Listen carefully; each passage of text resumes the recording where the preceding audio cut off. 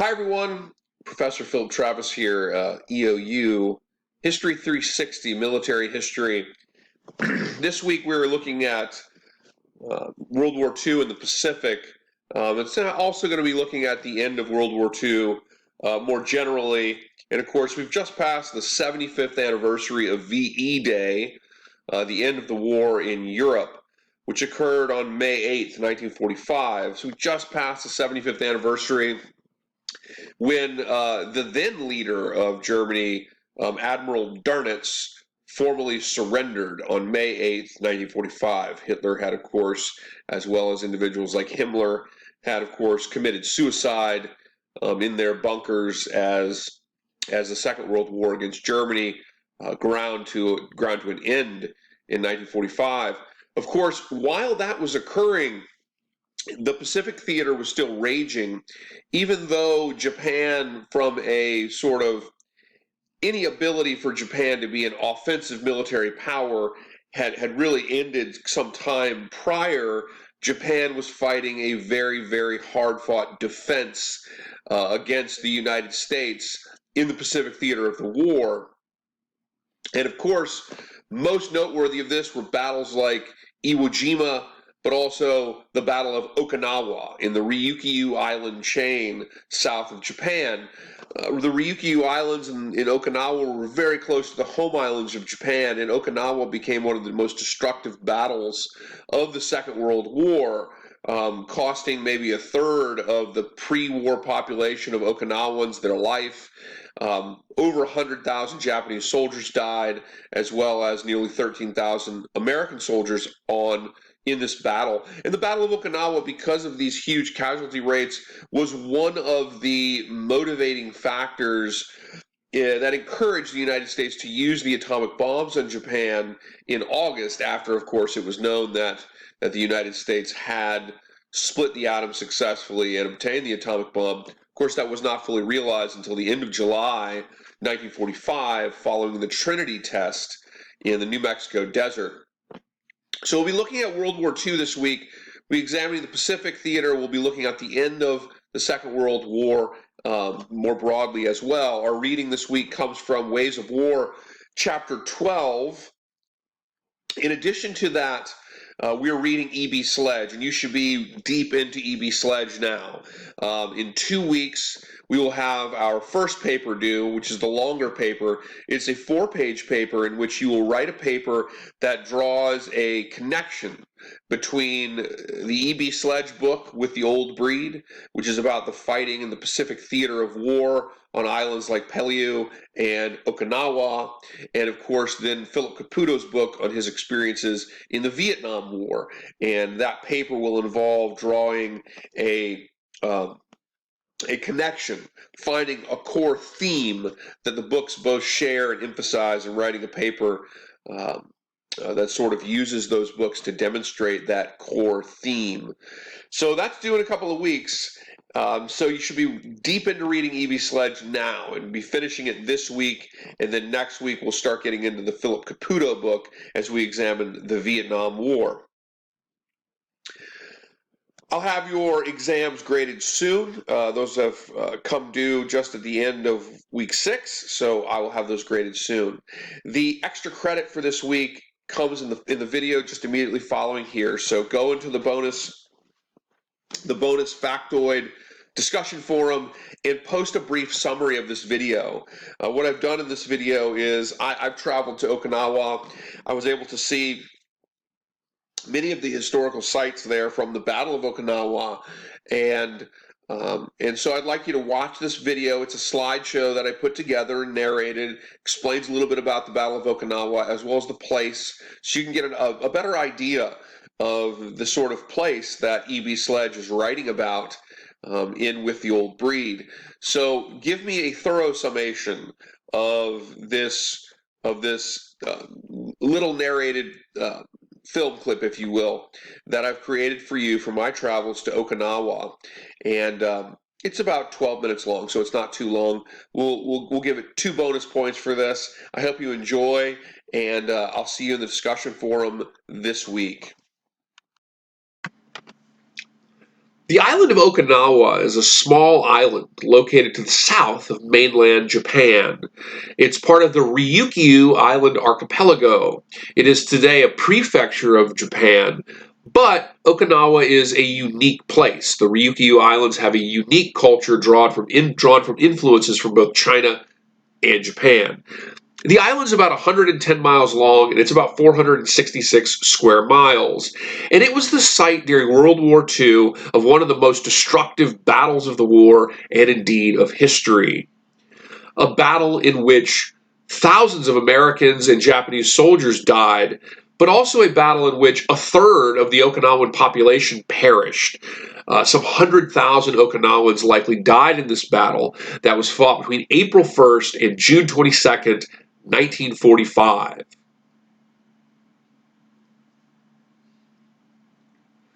The Battle of Okinawa pitted the United States 10th Army against the Japanese 32nd Army. The U.S. 10th was led by General Simon Bolivar Buckner Jr. The Japanese 32nd was led by Lieutenant General Matsuri Usajima. The Japanese army was about 130,000 strong. The U.S. 10th would witness some 180,000 taking part in this operation. The U.S. 10th was a unique military unit in the sense that it involved a combined Marine and Army element. There was also a tactical Air Force devoted to this group, and they had a large naval fleet assisting them. Now, this map shows you where the Americans landed during this battle, and it also shows you where most of the fighting was. The heart of the fighting on Okinawa was towards the south of the island, and if you see the half circle sort of pointing towards the north, this was the Shuri line, and most of the worst fighting was against this Shuri line in the south, which centered around the Japanese headquarters there. Now, Okinawa is a rugged island. There are no giant mountains per se, but it's a pretty rugged island. There's lots of ridges, and the ridges form high points that are densely vegetated. And it was these areas that American soldiers had to really fight for. And there were some intense battles fought on these ridge lines as American soldiers moved towards the Shuri line and the main Japanese headquarters in the south. Now, the island of Okinawa is made of a sort of limestone rock. It's a coral reef island, and so the rock is this limestone basis. And the Japanese military dug large command headquarters into the rock, particularly in the south, and I'll show you pictures of those in a moment. This stone is very jagged. It is as jagged as it appears. And this is not to say that the actual operations occurred in this exact location, but just to give you an idea of what the island's made of. This sort of jagged limestone on the coast, which is bored out by the water. This is a view from Kakuzu Ridge, and Kakuzu Ridge was an area of some of the most tenacious fighting of the battle.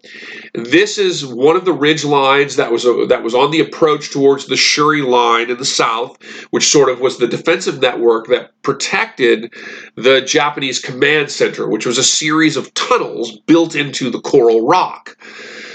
Kakuzu Ridge, of course, is one of the major ridge lines and one of the major battle points here, along with places like Sugarloaf Hill, for example, where some of the worst fighting occurred. Kakuzu Ridge is a very sharp, rugged, densely vegetated ridge, and to make matters worse, when they were fighting for this ridge line to seize the high ground from the Japanese, American soldiers faced heavy rains, causing for a great deal of mud and for very, very gruesome watery graves for soldiers that were fighting here. Another look at the steep inclines, the thick vegetation that soldiers had to deal with in assaulting this Japanese defensive position. Another view from Kakuzu Ridge, and you look out and you can see the small valleys and the other ridge lines throughout Okinawa, and these were particularly difficult things for soldiers to seize. Now, this is a wall at the front of Kakuzu Ridge that American soldiers assaulted directly. And to this day, you can see the pockmarks from the machine guns, the bullets that smashed into this wall during this battle. And behind, you can see how steep the climb is up to the top of Kakuzu Ridge. When you get to the top of Kakuzu Ridge, you find cave complexes, tunneled out areas. And this grate is blocking. They don't want you going into this dugout, but this is a dugout. It's a tunnel that is built into the rock.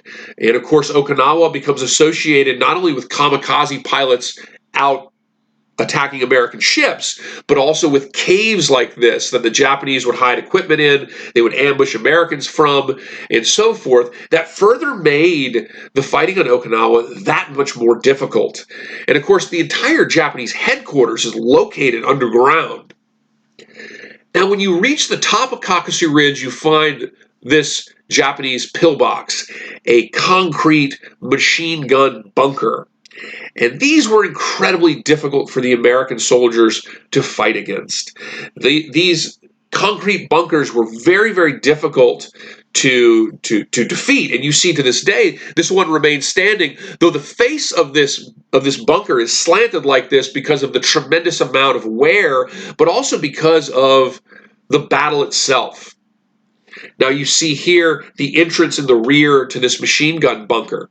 And you would crawl in your stomach in here, and a Japanese soldier of the Japanese 32nd Army would position a machine gun through very small holes that would then be used to defend against attacking soldiers.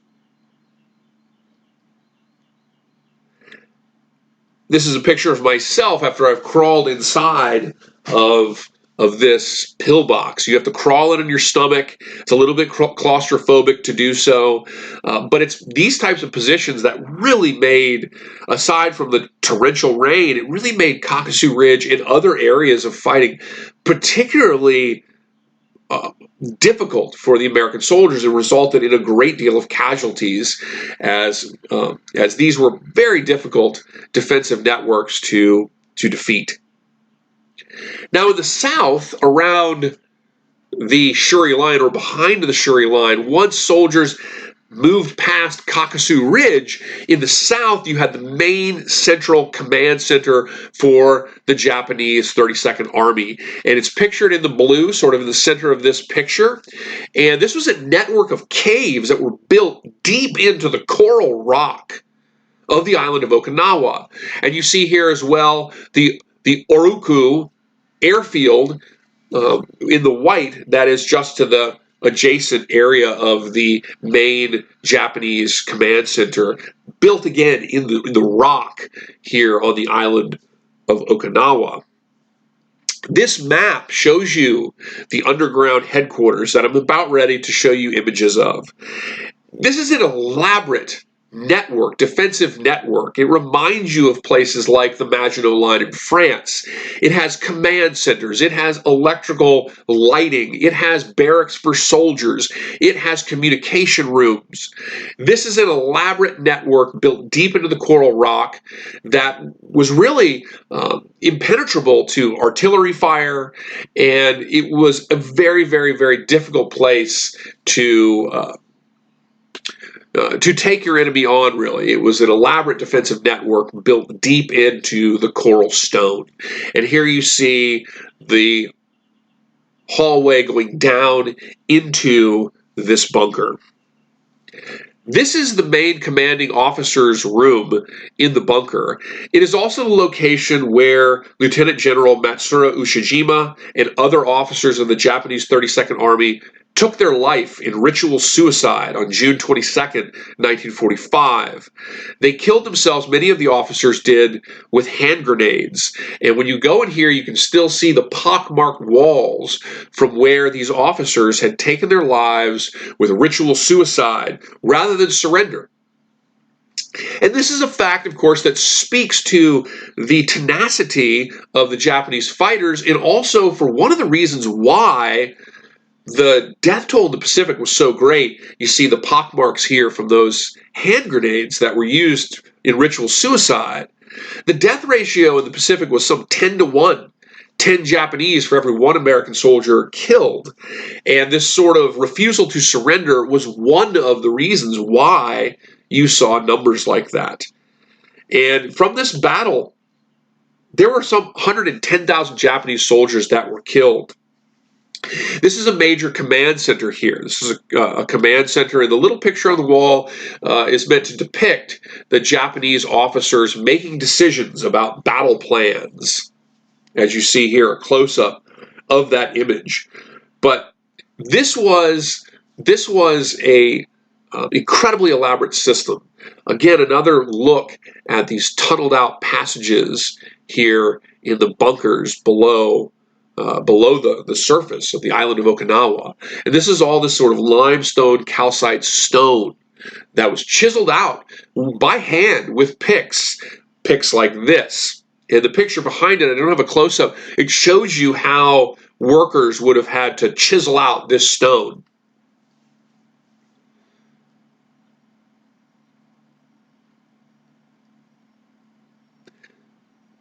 During the Battle of Okinawa as well, there were a numerous amount of kamikaze fighters on the high seas. Some 36 American ships sank. Some 5,000 naval personnel were killed as well for the United States. Now, this here is a look down from Kakuzu Ridge at the existing American air base there. There's some of 7 American bases on Okinawa. This is the base where many of our Ospreys, or the Americans' Ospreys, are stationed today. And these are kind of a lasting legacy of the Second World War and an expansion of the influence and power of the United States as a global power. The United States lost nearly 13,000 soldiers in the battle. The Japanese, some 110,000 were killed in this battle. Roughly 100,000 civilian dead. Around about a third of the population of Okinawa, which was about 300,000 at the time of the pre-war.